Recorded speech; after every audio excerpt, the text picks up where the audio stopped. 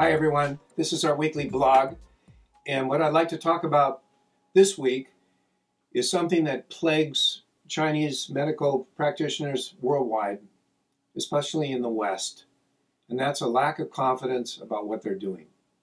We really suffer from that. Most practitioners really lack confidence, and there's reasons for it, and we need to get over it, okay?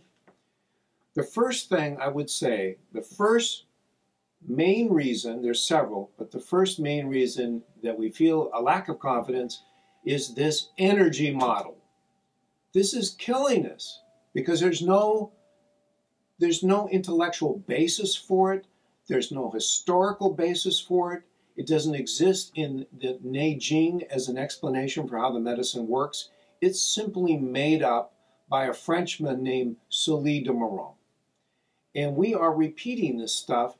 And when you say something that doesn't make sense, when you say something that's not even based in the classics, and when you say something that cannot be explained, then it's obvious that no one in their right mind will feel confident. You can take the best salesman in the world, and if you give them this energy model to try to sell acupuncture, I guarantee you that salesman will feel uneasy.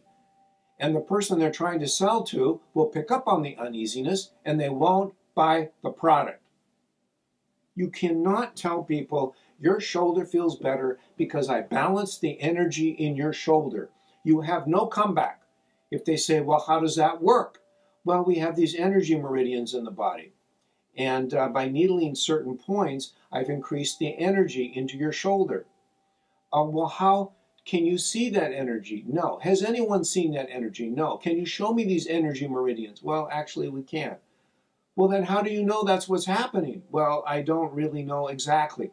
I mean, you cannot peel the onion intellectually on the energy model, but you can peel the onion on a physiological explanation of how acupuncture works, especially if you have a basic understanding of the pain model, the physiological pain model of acupuncture. And I have explained this many, many times on almost every webinar I've ever given for the last 15 years. You need to learn this.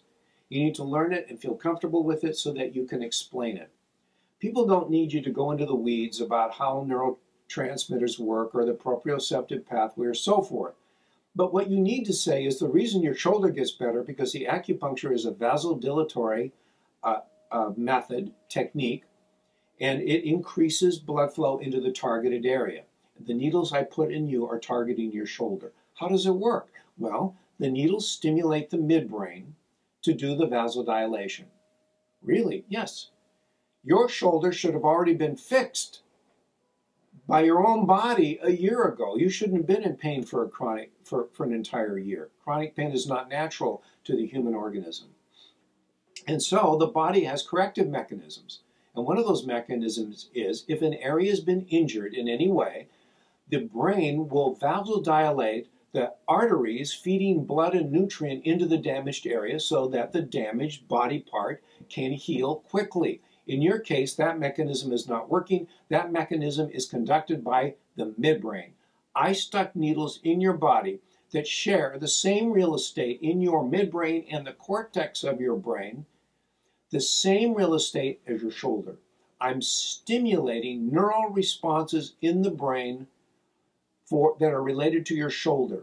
This increase in neural stimulation forces the brain to wake up and do its job. And its job is to vasodilate, increase nutrient flow into the shoulder. That's how it works. Oh, okay, well that's good. People will accept that. You don't have to have a PhD in physiology to explain something. People will understand that. But when you say it's energy, you'll feel weak and they'll think you're stupid. So don't do it. That's number one. Number two, have at least a rudimentary understanding of some kind of physiological explanation of how acupuncture works based on blood flow. Then you will feel confident because it's correct. Okay? Number three, realize that we can treat extremely effectively the number one cause of death in the world, which is cardiovascular disease. We treat that, and we do a pretty good job. With herbs and acupuncture, we can have an effect on atherosclerosis and arteriosclerosis, especially atherosclerosis. That's where the inside of the arteries, especially the coronary arteries and the cerebral arteries, they get puffy, they get swollen, they're inflamed, which reduces the inner diameter of the artery, which reduces blood supply. That's what people die from, quite frankly. And so with herbs and acupuncture have been known through PET scan studies and thermogram studies to increase blood flow into a targeted area. How can it do that? It does it by reducing the inflammation on the inside of the arterial wall. That's how it works, okay? So we treat that, and we treat it very well. So people have these 60, 70, 80% coronary blockages. If they go and get another angiogram, sure enough, it's getting better. We can help people avoid a lot of these stent surgeries and these bypass surgeries by simply treating them for a couple months or 3 months and then going and having them retested. Does it always work? No, but it is an alternative. It's better than just taking aspirin and waiting for an event. An event is a heart attack, okay?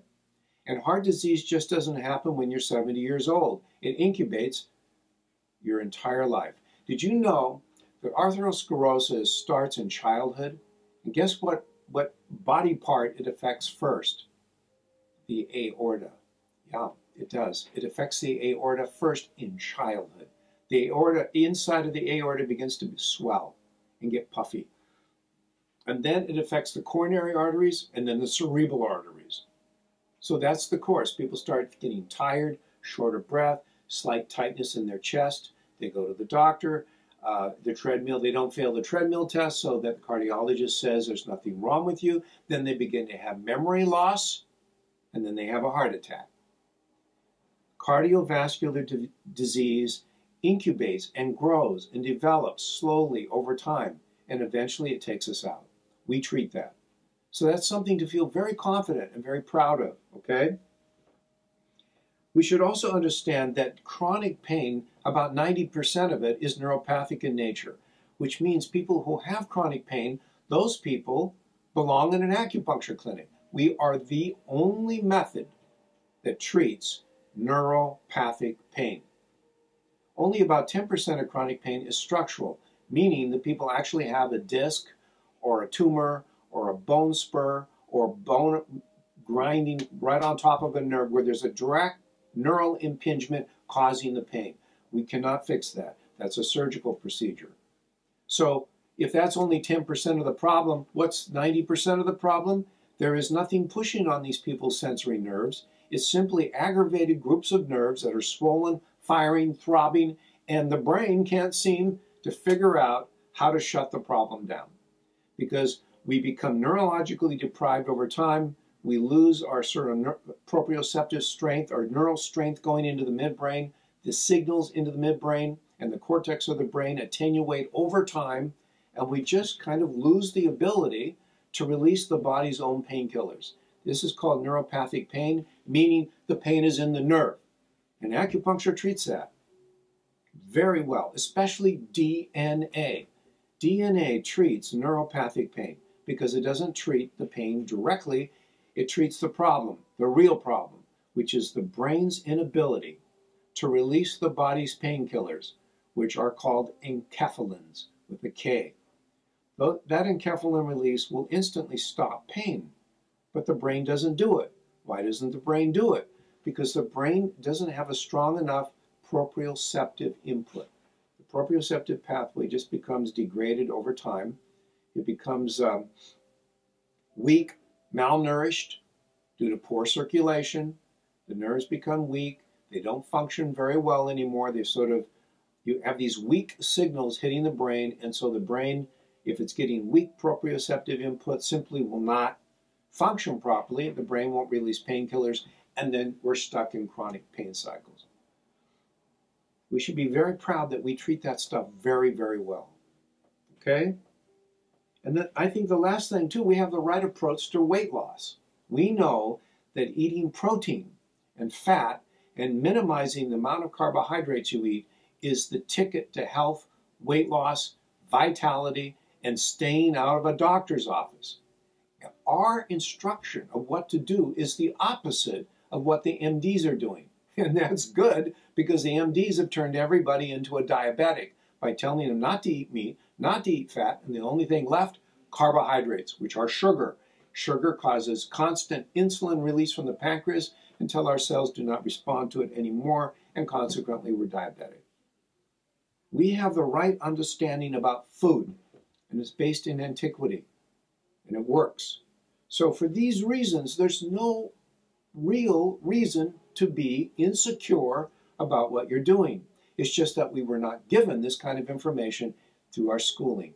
Will it change? Yes, it will change. It will change because the students are going to demand from the owners of these Chinese medical colleges to teach them stuff that really works. And the pressure is coming from the outside, from people like me and others who are constantly screaming and teaching how to do this so that you can be very successful at it. And so the students are watching this stuff and they're going to the leadership of their school saying, hey, why don't you teach us this stuff? This stuff really works. These people are really successful. And what you're teaching us isn't successful. This will force them to change because after all, the people owning the schools are business people. They have to succeed. If one school starts to teach this approach, this dominant approach of the real physiology of the body vis-a-vis the Wang Di Neijing, guess what will happen to the number of students going to that college? That college will double in terms of patients. That college will rob students from the other colleges.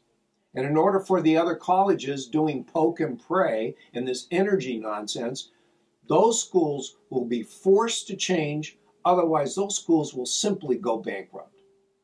This is called a free market system, and it's from demand. Things change based on demand. We have reached thousands and thousands of people. We are teaching this now in 36 countries. Our franchise has exploded. We've sold over 625 pre-sold modern acupuncture clinics using DNA as the method being practiced. This is the fastest growing franchise in American history, my friends. American history. It really is. We've opened 18 of them in 2 months. By the end of this year, we'll have about 60 open, and then we're opening probably close to 200 the next year, and 200 and 200, like that. By Christmas, we'll have 1,000 modern acupuncture clinics pre-sold. This is just fantastic. Acupuncture is exploding on all levels, and we will all benefit. Whether you own a modern acupuncture clinic or not, in about 2 or 3 years with our whole approach to national advertising, people will wake up in the morning, and I swear to God, the first thing they'll think about is coffee, perhaps, and the second thing is, I need acupuncture. So, cheer up, get confident, and go out there and help people, okay? And we'll see you next week. Bye-bye.